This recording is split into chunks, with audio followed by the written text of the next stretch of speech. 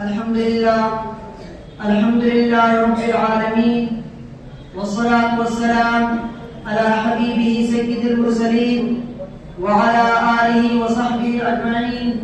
أما بعد، أعوذ بالله من الشيطان الرجيم. بسم الله الرحمن الرحيم.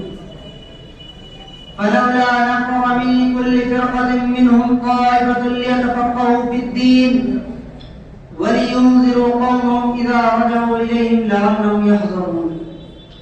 معزز صدر محفل، قابل احترام، معزز مہمان اکرام اور میرے عزیز ساتھیوں، آج میں جس موضوع پر گفتگو کرنے جا رہا ہوں وہ کسی عام تعلیمی ادارے کا تذکرہ نہیں ہے، بلکہ ایک ایسی تہذیب کا بیان ہے جو صدیوں سے انسانیت کی رہنمائی کر رہی ہے، ایک ایسی روایت کا ذکر ہے جس نے اندھیروں میں روشنی باتی، ایک ایسے عظیم مشن کی بات ہے جس نے بکھرے ہوئے دلوں کو جوڑا، ایک ایسے عظیم ریاست کا تذکرہ ہے جس پر ہماری شناخت، ہمارا ایمان، ہمارا مستقبل قائم ہے۔